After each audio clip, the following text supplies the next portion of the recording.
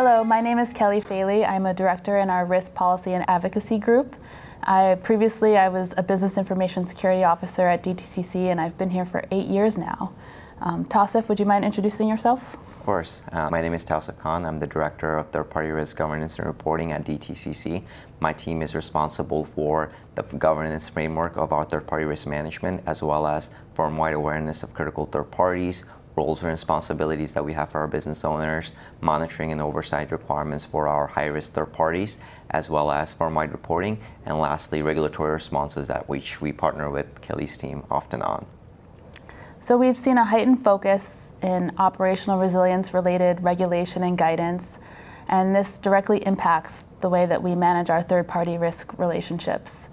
In 2021, the Basel Committee on Banking Supervision, also known as the BCBS, issued their principles on operational resilience, which largely derived and were adapted from existing guidance that they had put forth, but was meant to set as a framework for future regulation in this space.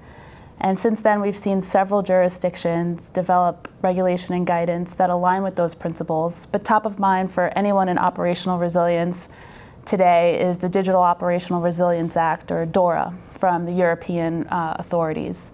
And DORA really sets a different granular level of expectations on operational resilience, even going so far as having the ability to monitor our subcontractors in the same way that we manage our third parties. So in addition to all of these operational resilience related guidance and regulation, we've seen heightened focus on third-party specific guidance. Most recently, last year, the US regulators, the FDIC, FRB, and OCC issued their interagency guidance on third-party relationships. So there's a lot going on in this space. As financial institutions increasingly look to leverage third parties to remain competitive and meet customer expectations, the method for which institutions are monitoring their third parties with resilience in mind is really top focus. Recent high-profile cyber attacks have only strengthened the desire to have full transparency over the supply chain. And so with the evolving threat landscape, with the evolving regulatory landscape, how are we managing the different rules and guidance that's out there? And in terms of consolidating terminology even, and how are we making sure we're satisfy the requirements? Yeah, I mean, don't we all love our regulators, right? Third-party risk management, I feel like, has always been in that scope where we always have to continuously make sure that we're staying ahead of the game, staying up to date with all the regulators, and making sure that we're meeting all the regulatory terminologies, the expectations that come out, and the guidances that DTCC is required to meet, and how we kind of make sure that we're aligning ourselves to those regulations and expectations is continuously making sure that we work with our internal stakeholders across legal, compliance, privacy, such as your team, risk policies and advocacy, to ensure that we understand what the requirements are and then take a risk-based approach in terms of what makes sense with DTCC.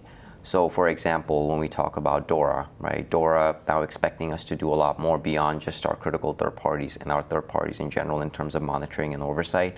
Now we're expected to look at our fourth parties and subcontractors and kind of treat them in the same lens that we're required to do for our third parties. And while that is a challenge, we want to make sure that we are abiding by it, since a big piece of our business has presence in where DORA is being applicable. So to do that, we have a working group set up already that's kind of working together to make sure where there are impacts, where there are gaps, and where we're doing well and where we need to fine-tune certain things, or where do we need to implement a new processes, right? So we have representation from the business, legal, compliance, and also our third-party risk individuals to make sure that we understand what those what the impact is and where the gaps are, and make sure that we have policies and procedures that are getting updated and processes are put into place to meet those gaps to ensure that we're satisfying DORA. And how have you seen our third-party risk management program evolve over the last 3 years? I know I was doing third-party reviews 10 years ago as a consultant at a major financial institution, and we used to just send out a 40-question questionnaire, get it back, and that was our ongoing monitoring. So how have you seen our program change? Yeah, I wish we could still do the 40 questions. If I'm being honest, it was would have been a lot easier for our lives. But it has changed significantly, especially since the pandemic, right? So when I think about our evolution from when I started in the team, at least in 2019 to now, it has been significant. I mean, during the pandemic and a few years ago, we were really worrying about what the roles and responsibilities are of different groups within DTCC.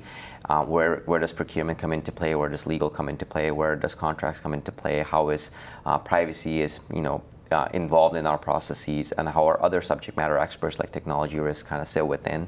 All of those were kind of scattered across DTCC, but now I think we have a more unified approach on how we do third-party risk management.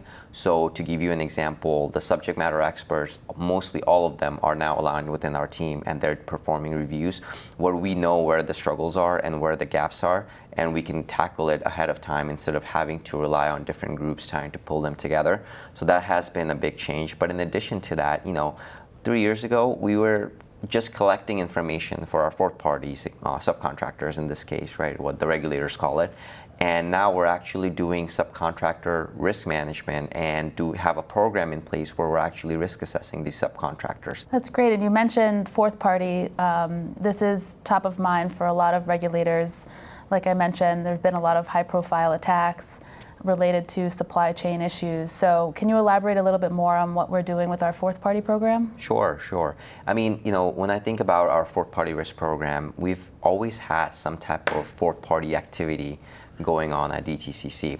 So back when I started, we would collect information through our inherent risk questionnaire process during the onboarding on who our subcontractors are and how they're providing services to DTCC as part of the service that we get from our third parties. So that was within the scope of asking the business for that information. We've evolved since then to the point where we're asking that information directly from our third parties. We still ask during the inherent risk phase, right? But we're asking during the due diligence, we're asking our third parties hey, can you share who are your subcontractors? Where are you storing the data? Who are your cloud providers? And we collect that information, and we actually have a fourth party specific questionnaire that we send to our third parties, and we ask them, hey, can you provide me a list? What type of service are they providing? Do you have a third party risk management program in place that considers these requirements, which we ourselves ask for our third parties? So we're getting more assurance for their third parties, our fourth parties during the due diligence phase. We have reporting that goes out to the executive committee on a monthly basis, so they can see on a quarterly basis, where they can see who our fourth parties are, who are the top fourth parties that we've risk assessed, who are the top fourth parties that are not risk assessed. So we have all of those in place now.